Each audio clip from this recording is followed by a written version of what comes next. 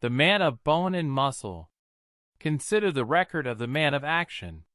He built the pyramids and temples of Egypt, raised up the monuments and artistic triumphs of Greece, fared forth across the plains of Arabia and the deserts of Africa on horses and camels before the dawn of history. He wore the coat of mail of the Roman legion. He penetrated through the northernmost forests of Europe. He pioneered in barbarous England. Thousands of years ago, he built ships and sailed them, and, finally, drove them across the sea. Thus he found 2 new continents. In America, he cut down forests, built roads, established industry, fought battles for freedom, invented and built steamships, telephones, telegraphs, cotton gins, airplanes, railroads, submarines, thousands of electric light and power stations, and millions of shops and factories. He explored darkest Africa, found both the North and the South Poles. This man drives his steamships at 30 knots an hour, his locomotives at 70 miles an hour, his automobiles at 100, and his airplanes at 120. He is setting higher and yet higher records for running, leaping, swimming, rowing, throwing weights, and driving horses. He has organized great athletic contests, baseball leagues, tennis associations, golf clubs, and other organizations for the promotion of physical activity. The man of bone and muscle has climbed to the peaks of all the mountains of the world, has dug down into the depths of the earth after her treasures of gold and silver, and the baser metals, precious stones, and other products of the mines. This man tills the fields, manufactures all fabricated products, and carries goods to the ends of the earth. This active type mans navies, fills the ranks of armies, erects great buildings, and cut through the backbone of a continent. Activity and speed. This man loves motion. He is not satisfied with slow, languid motion, but demands speed, greater and ever greater speed. And so his horses, his locomotives, the machines in his factory, his automobiles, his airplanes, his motorcycles, his farm implements, his ocean liners, his motorboats are being constantly studied, constantly improved, and constantly raised to higher and higher performances in speed of production, speed of transportation, speed of accomplishment. This man not only demands speed, but he demands space. The man who can travel at 100 miles an hour needs many hundred miles in which to travel. This is why nearly all of his activities are in the big out-of-doors. This is why he is constantly exploring and pioneering in order to extend his boundaries. He has a craving for more space in which to breathe, more scope of action. This ardent and irrepressible desire for physical freedom, for physical liberty of action, also leads to the desire for political and economical freedom. All of our great liberators, from Moses down to Lincoln, have been men of this active, muscular, bony type. Because they desire freedom for themselves, they want freedom for everyone else. They often go to extremes and strive to secure freedom for those who have no use for it, who do not care for it after it is won for them, and who only abuse it when they should enjoy its blessings. The man of muscle grows a brain. In the early days of the race, the man of this type had little intelligence. He was supposed to be, principally, bone and muscle with no brain. He did the physical work which was assigned to him, and other men did the thinking, the planning, and the directing. But, as the race has increased in intelligence, the man of bone and muscle has developed a brain. Manual skill, educators tell us, is one of the best of all means for gaining knowledge and increasing intelligence. So now the muscular man can think, now he can plan, now, especially, does he manifest his thinking, planning, and constructive ability along lines for increasing speed, getting more out of machinery, buildings, inventions, manufacture, agriculture, horticulture, transportation. In all these lines the man of action is also a man of thought. This is well. This is an improvement, and our active, hustling, pioneer type of man is happier, more efficient, more prosperous in his intelligent state than he was in his purely physical state. But here also, he gets into trouble. So long as his mental activity is accompanied by considerable physical activity, his health is good, he is satisfied, he enjoys his work, and he is successful in it. But the time comes when the work to be done by brain becomes so important that many men of this type give up physical activity entirely and devote all of their time to mental work. The active man's dilemma. Strange that we have not learned that any faculty possessed must be exercised, or the possessor surely falls into evil ways. Strange that we have not seen that the man who explores the unknown world in mighty pioneering work, who frees it from oppression, who carries on its tremendous physical and industrial development, could never be satisfied if imprisoned within the four walls of an office. Thus hampered and confined, unless he finds expression for his speed mania, he grows irritable, ill, nervous, depressed. He troops, by the thousand, into the consulting rooms of the physician and surgeon. And always is the same prescription given. You must get away from your work. You must get out into the open. You must get plenty of outdoor exercise. Exercise, exercise, exercise has become the slogan. Magazines are devoted to it. Whole libraries of books are published showing the relationship between exercise and health. Sanitariums multiply whose principal means of cure are located in the gymnasium, in the garden, in the woods, at the woodpile, and on the farm. Fortunes have been made in the manufacture of the equipment for exercise. Indian clubs, dumb-bells, and whole shiploads of so-called sporting goods, the object of all of which is to enable the active man to get some relief from the ache of his muscles or nerves due to lack of exercise. Exercise for exercise's sake dull. But the man of muscle is, as we have said, frequently a man of brains. He has common sense. He has a desire for accomplishment and achievement.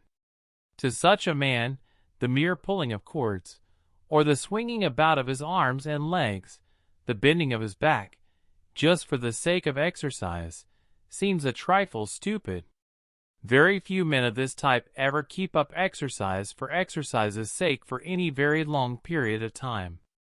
They read in some magazine about the benefits of exercise. Perhaps, on account of some trouble, they go to their physicians, and exercise is prescribed. So, with a great show of resolution and not a little feeling of martyrdom, they buy a pair of Indian clubs, or wall exercisers, or a weight machine, or, perhaps, merely buy a book of exercises without apparatus, and make up their minds to take their exercises regularly every morning. At first they attack the task with great enthusiasm, but it is still a task. Perhaps marked improvement is shown. They feel much better. They push out their chests and tell their friends how they get up, take a cold bath every morning, and then take 10 or 15 or 20 minutes of rapid calisthenics. In a righteous glow, they relate how it shakes them up and makes their blood course through their veins, how they breathe deeply, how the process clears out their heads, and how much better they feel they wind up. You ought to do it too, old man. It would make you young again. By and by, however, to stand gazing blankly at the wall of a bathroom, or out of the window of a bedchamber, and put your arms up 5 times, and then straight forward 5 times, then repeat 5 times, etc., etc., grows dull. You lose interest, you hate the task, you revolt. Even if, by power of will, you keep it up, you do so under protest. It is a physical truth that that which is disagreeable is also physically harmful. In order to be wholesomely nourishing, food must taste good. The same is true in regard to exercise. There is no very great benefit in exercise which is drudgery. When James Paul To take the task element out of exercise, many kinds of games have been invented, some indoor, some outdoor, some for men of little activity, some of great strenuousness and even danger. But it requires a particular type of man or woman to take interest in a game, to play it well and profitably, as a form of exercise. To enter into a game wholeheartedly, one must have a keen zest for combat. The man who plays purely for the sport, and not to win, doesn't win. And the man who doesn't win, loses interest. Not all men, not even all active men, have this desire to win. To them a game soon becomes dull, nearly as dull as any other form of exercise. They do not see that they are any further ahead in anything worth while simply because they have knocked a golf ball about more skillfully, or luckily, than some other fellow, or pulled a little stronger, or than their opponents. There are plenty of men to whom it is humiliating to be beaten, who are not good losers, and because they are not good losers they are not very often winners. Such men do not really enjoy games at all, and, as a general rule, do not play them with enthusiasm and persistence. For those, then, who do not enjoy calisthenics of any kind, who take very little interest in games and contests, there remain, for exercise, gardening, farming, carpentry, forestry, hunting, fishing, mountain climbing, and other such forms of physical activity. All of these, however, require considerable leisure and some financial investment. They are out of the reach of many of those in lower clerkships and other such employment. These men, by the thousands, work in offices which are, perhaps, not as well ventilated as they should be, under artificial light. They travel to and from their work in crowded street cars and subways, and live in little dark, narrow flats and apartments, with one window opening out on sunlight and fresh air, and all other windows opening on courts and so-called light and air shafts. Golf, tennis, baseball, rowing, etc., are good forms of exercise for these men, but few of them care for games. Gardening, forestry, carpenter work, mountain climbing, hunting, or fishing are out of the question in a city flat. So the majority jump up in the morning, hurry on their clothes, snatch a bite of breakfast, run for a car, get to work, burrow in the warrens of industry until lunch-time, rush out, snatch a sandwich and a cup of coffee at some lunch counter, and back to work again until dinner time. Another dive into the bowels of the earth in the subway, home to the little flat, dinner at 7 o'clock or even later, and then the short evening. This little time from 8 o'clock until 10 at night is practically the only time the worker has for himself, except for holidays and his annual 2 weeks vacation.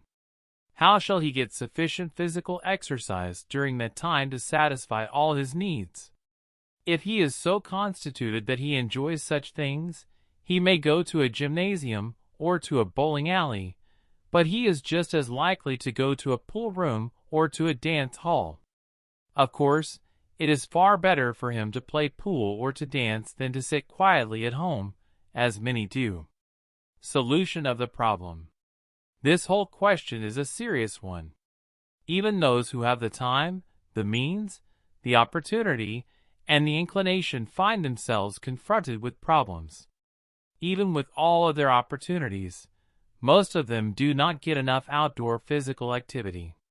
And so they fret, they fume, they beat their wings against the bars, they are unhappy, dissatisfied, and therefore, oftentimes inefficient and unsuccessful. Even when they are successful, they have fallen far below what they might have accomplished had they been engaged in some vocation which would have given them not only physical activity out of doors, but some intense vital interest in the result of that activity. In other words, their vocation should supply them with the necessary physical exercise as part of the day's work. They should see themselves advancing, making money, achieving something worthwhile, creating something beautiful or useful, making a career for themselves, instead of merely playing or exercising for the sake of exercise. Then they would be happier. Then they would be better satisfied with their lot. They would be more efficient and far more successful. Current literature abounds in true stories of those who have gone forward to the land and have found help, happiness, and success in the cultivation of the soil. This one has redeemed an abandoned farm in New England. That one has taken a small 10-acre farm in Southern California. Another has carved out health, happiness, and a fair degree of fortune for himself on the plains of Washington or Idaho, or among the hills of Oregon. Old Southern plantations have been rehabilitated at the same time with their new owners or tenants. One man's way out, near Gardiner, Maine, is a little 45-acre poultry and fruit farm which pays its happy owner $3,800 a year clear of all expense. 7 years ago, this farm was abandoned by its former owners, who could not make it pay. 5 years ago, it was purchased by its present owner for a song, and only a half line of the song was sung at the time. He was a clerk who had lived the little flat dark office and subway life until tuberculosis had removed him from his job and threatened his life. Farm work, on his own farm, proved to be a game at which he could play with zest and success. The stakes were a life and a living, and he has won. We, and you, too, no doubt, could multiply narratives from observation and experience, to say nothing of reading.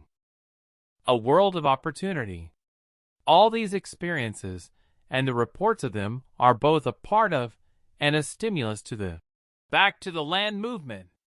This movement has its mainspring in two plain economic facts, namely, first, clerical and other indoor vocations have become overcrowded.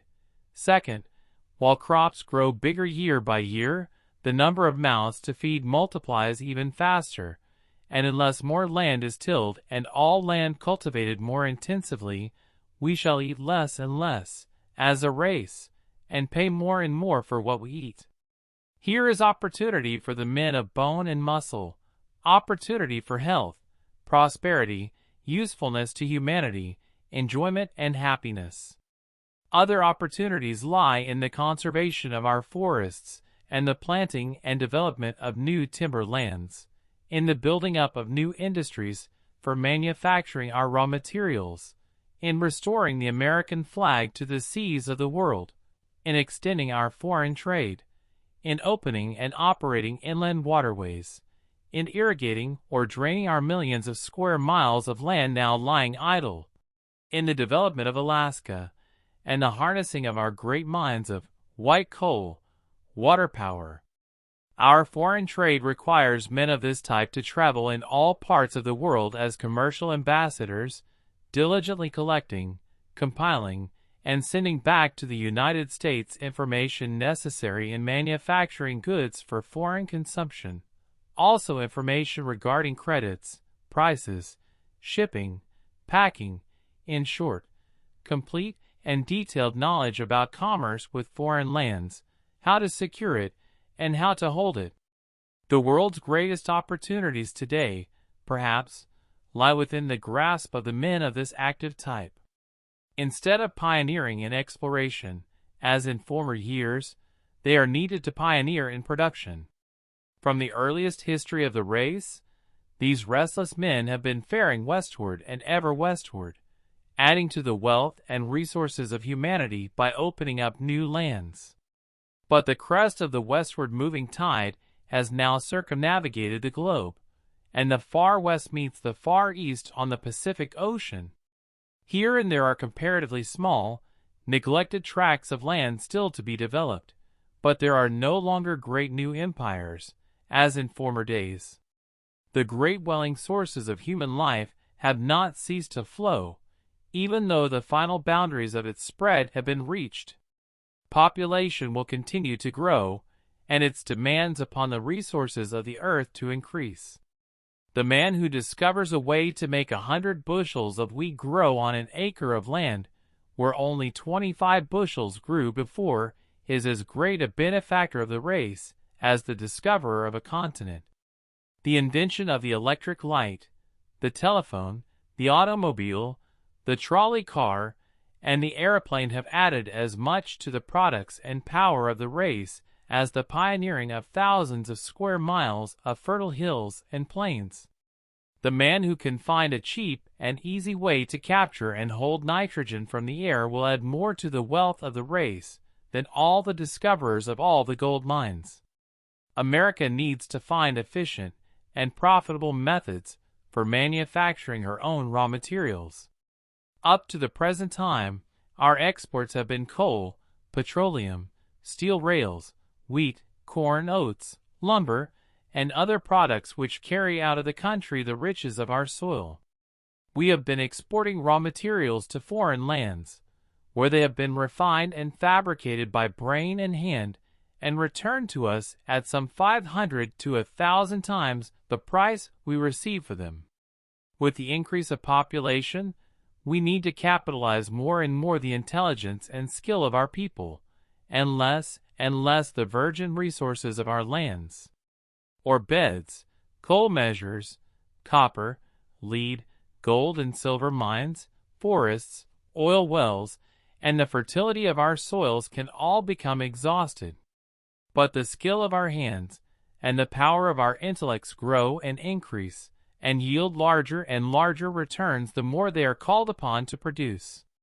The man of bone and muscle, the restless, active, pioneering, constructing man, would do well to consider these things before determining upon his vocation, and especially before entering upon any kind of non-productive work. The world has need of his particular talents, and he should find his greatest happiness and greatest success in the exercise of them in response to that need. We have seen so many men of this active type so badly placed that individual examples seem almost too commonplace for citation. Yet, a few may be instructive and encouraging. William Carleton's remarkable story, entitled Rediscovering America, is, in fact, the story of a man who was a middle-aged failure in a clerical position, and who afterward made a remarkable success of his life by taking up contracting and building. James Cook, a misfit as a grocer, afterward became famous as a naval officer and explorer. Henry M.